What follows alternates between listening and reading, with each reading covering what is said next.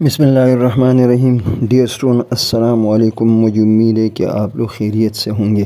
آپ لوگ میرا یوٹیوب چینل دیکھ رہے ہیں اردو لرننگ پوائنٹ۔ آج کی اس ویڈیو میں ہم علامہ اقبال رحمۃ اللہ علیہ کی مشہور نظم جواب شکوہ کی دوسرے بند کی ہم آسان انداز میں اس کی تشریح کریں گے۔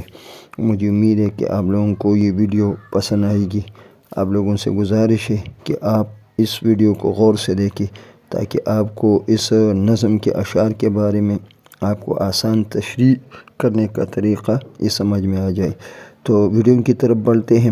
آئیے دیکھیں، دوسرا بند ہے، نظم ہے جواب شکوہ، اور شاعر کا نام ہے ڈاکٹر علامہ محمد اقبال رحمۃ اللہ علیہ۔ تو دوسرا بند ہے، پہلے ہم بند کے اشعار پڑھتے ہیں۔ پیر گردوں نے کہا سن کے کہی ہے کوئی، بولی سیار سر عرش بری ہے کوئی۔ پیر گردوں نے کہا سن کے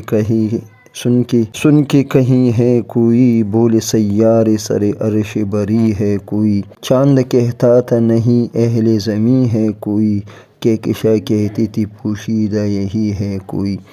کچھ جو سمجھا میرے شکوے کو تو رضواں سمجھا، مجھے جنت سے نکالا ہوا انسان سمجھا۔ تو ڈیئر اسٹوڈنٹ، یہ اس نظم جواب شکوہ کا دوسرا بند ہے، اور اب ہم اس کی آسان انداز میں اس کی تشریح کرتے ہیں تاکہ آپ لوگوں کے لیے کلاس میں یا پڑھائی کے دوران یا اسٹڈی کے دوران اگر آپ اس نظم کے اشعار کی آپ مطالعہ کرتے، اس کی وضاحت اور تشریحات کرتے تو آپ کے لیے کوئی مشکل نہ ہو اور آپ کے لیے آسان ہو۔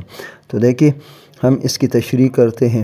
شاعر علامہ محمد اقبال رحمۃ اللہ علیہ نظم کے اس بند میں کہتا ہے کہ جب اس کی فریاد، یعنی علامہ اقبال رحمۃ اللہ علیہ نے مسلمان کی دکھ درد غم اور پریشانیوں کی یہ فریاد اللہ کے دربار تک پہنچائی، تو شاعر کہتا ہے کہ جب اس کی فریاد کی رسائی یا پہنچ عرش معلیٰ پر اللہ تعالیٰ کے دربار تک ہوئی تو اس وقت مختلف قسم کی چمیگوئیاں ہونے لگی، یعنی آسمان پر یہ پرانا آسمان، یہ سیارے، یہ چاند اور یہ ستاروں کی جرمٹ اور یہ جنت کا داروغہ رضوان، یہ سب آپس میں باتیں کرنے لگی اور حیران ہو کر پوچھنے لگی کہ بھئی یہ آسمان پر یہ فریاد اور آہوزاری کی آوازیں کہاں سے آ رہی ہے؟ تو شاعر کہتے ہیں کہ آسمان پر موجود سیارہ زحل اور دیگر سیاروں نے کہا کہ یہ کیسی آواز ہے؟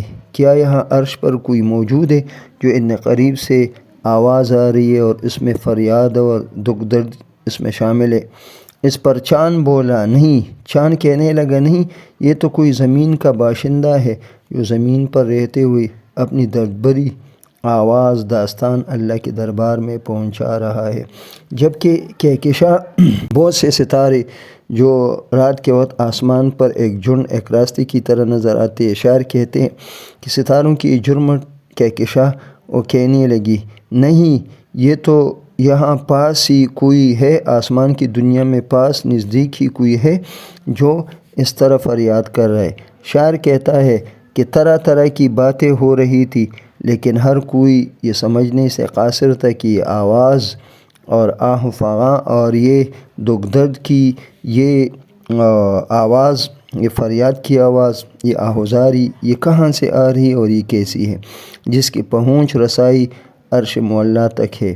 مجھے، شاعر کہتے ہیں کہ مجھے اگر کسی نے پہچانا ہے یا کسی نے مجھے پہچاننے کی کوشش کی ہے تو وہ جنت کا داروغہ رضوان تھا، جس کو معلوم تھا کہ یہ جنت کا وہی پرانا باسی ہے، کہ یہ جنت کا وہی پرانا باشندہ ہے جو جنت میں رہتا تھا، یعنی حضرت آدم علیہ السلام کی طرف اشارے، اور انسان آدم علیہ السلام کے اولاد سے تعلق رکھتے ہیں، جسے اس کی غلطی کی پاداش میں، یعنی غلطی کی وجہ سے جنت سے نکالا گیا۔ اس بند کے آخری مصرعے میں شاعر نے صنعت تلمیح کا خوبصورتی سے استعمال کیا ہے، اور آپ لوگوں کو معلوم ہوگا کہ شاعر اپنے کلام کو خوبصورت، پر اثر اور رنگین بنانے کے لیے اکثر صنعت تلمیح استعمال کرتا ہے۔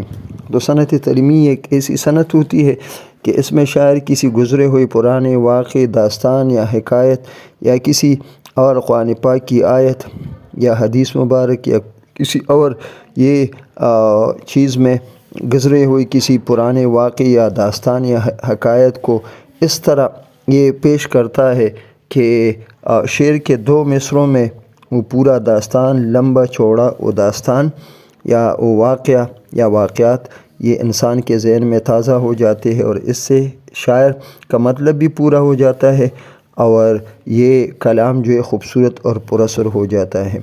تو یہ آج کی اس دوسرے بن کی یہ تشریح تھی، اور ڈیئر اسٹوڈنٹ آپ کو اس بن میں جو مشکل الفاظ ہے وہ آپ کو سمجھ آ جائیں گے یا آپ کے سمجھ میں آئیں گے۔ پیر گردوں کا مطلب ہے پرانا تجربہ کار آسمان، یعنی پرانا آسمان۔ سیارے، مصنوعی سیارے۔ سر عرش بری یعنی اللہ کے عرش کے اونچائی بلندی تک۔ اہل زمین، زمین کے باشندے۔ کہکشاں، رات کو آسمان پر زیادہ تعداد میں چمکنے والی ستاروں کی جرمٹ۔ پوشیدہ یعنی چھپا ہوا۔ شکوہ، گلہ، فریاد، شکایت۔ رضواں، جنت کا داروغہ۔ تو مجھے امید ہے ڈیئر اسٹوڈنٹ کہ آج کی ویڈیو آپ کو پسند آئے گی اور آپ جواب شکوہ کے یہ اشعار کی آپ صحیح طریقے سے تشریح کر سکیں گے۔ تو اس سے پہلے ویڈیو میں ہم نے اس نظم جواب شکوہ کی پہلے بن کی ہم نے تشریح کی تھی، اور آج کی اس ویڈیو میں ہم نے دوسرے بن کی تشریح کی۔ انشاءاللہ اگلی ویڈیو میں ہم اس سلسلے کو جاری رکھیں گے، اور اگلی ویڈیو میں انشاءاللہ اس نظم کے تیسرے بن کی ہم آسان اور سلیس تشریح کریں گے، جو آپ کے لیے بہت زیادہ دلچسپ اور بہترین ہوگا اور آپ کے لیے آسان ہوگا۔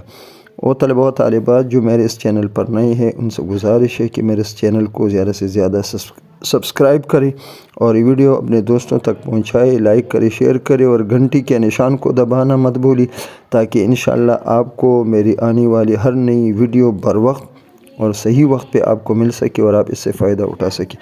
انشاءاللہ اگلی ویڈیو میں آپ سے ملاقات ہوگی، تب تک کے لیے اجازت دے۔ اللہ حافظ۔